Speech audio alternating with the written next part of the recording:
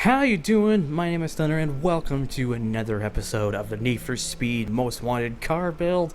And in this episode, I'm actually not gonna lie here, I'm using a car I've never actually driven before in this game, and that is the Mazda RX-7. I always kind of skipped this car for some reason, never had a reason to drive it in this game, but of course now though, today, that's all gonna change. Actually, before I get into it, you see it's got pretty much near max acceleration, very close to max handling as well, and the top speed's alright. So this could be a pretty interesting car, but we'll have to see for that. So that means we go to the Petersburg test track where we're going to have our 6 laps to take this RX-7 around the track and get as fast of a lap as possible. The current leading car is the Lotus Elise, which has a 57.66 time.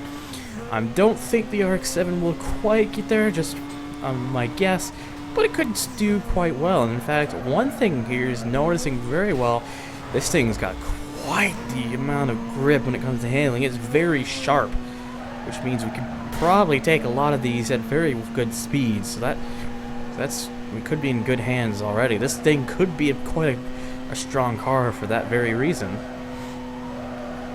But how well are we going to quite do with it? Well, we're gonna have to see, of course. But right now, it is safe to say that it's doing quite the job, even for the flying lap. It's getting around here quite well. And of course, because this is the warm-up lap, I'm gonna do the one thing that I'm definitely gonna want to do: take that out of the way, so I don't have to worry about it. And then, of course, why not this as well? Because that's just there too, being a bit of a distraction, or not a distraction, an obstruction, just getting in the way of things. But nevertheless, I think we've got a pretty potentially fast car on our hands. It's the handling is the fact that's definitely giving this RX-7 quite a bit of an advantage. It's not exactly on the pace of the Punto or the Elise, but it's pretty close, to say the least. It's getting up there with a lot of speed, and it's got quite a lot to show for it, to say the least.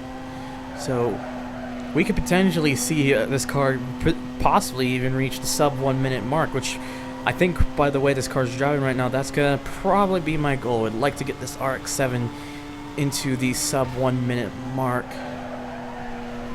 But right now, the way that it's driving, I think it's definitely got the chance to do so. But yeah, this is definitely an impressive car. I'm surprised I've never driven this car in the game before. Why would I pass up a car that I really like, the RX-7, for so many years? Oh, look at that, 1 minute .09.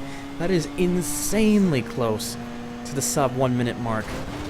Just need to find a little bit more time to knock off, and then we'll have our mark right then and there. But, you know, it's just what it is. What it is. I may have screwed it up a little bit earlier too, to say the least, but you know, we'll see where we come. There we go. Yeah, this is looking good.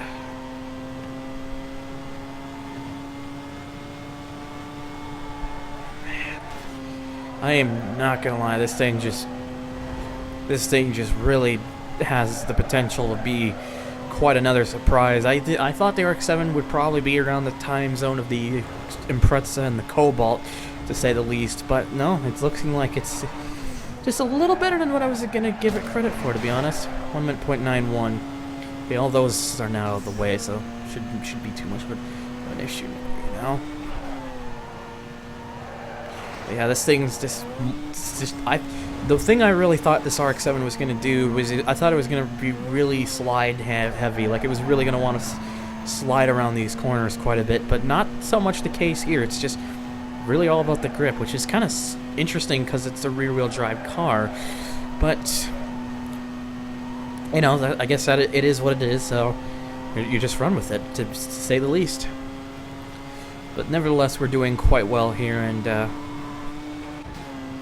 I think if I really just put all the stops, a sub 1 minute lap will definitely be possible with the RX-7 here. I just really gotta hope I nail it, because believe me, I'm trying very hard right now to do just that. Well, that was perfect around there, but not quite because of earlier. But yeah, we're entering this lap with more speed than the last, so that's the good news. And that's not the good news. I hit that and just kind of lost speed. Fuck. So it may look like, yeah, it may look like 1 minute .09 may just... Oh yeah, 1 minute .09 probably looks like it's exactly what we're gonna get. If I were to... I think if I were to really push, I could probably cut it down, but you know...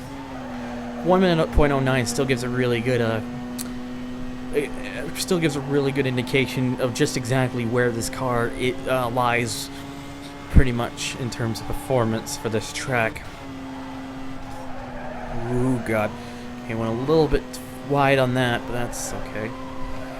Doesn't hurt my car anyway, so. Come on. And what has happened to her? Oh, God. I was so distracted by looking at the AI that I didn't realize I was just gonna smack right into that. Well, that's definitely meant that it screwed up this final lap anyway, so fun.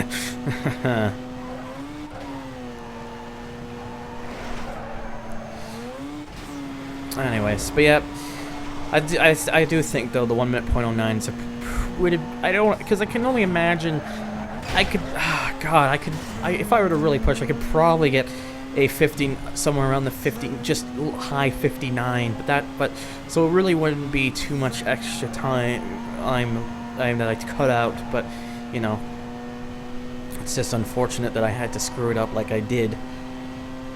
So well, to say it, but you know, it's not too weird.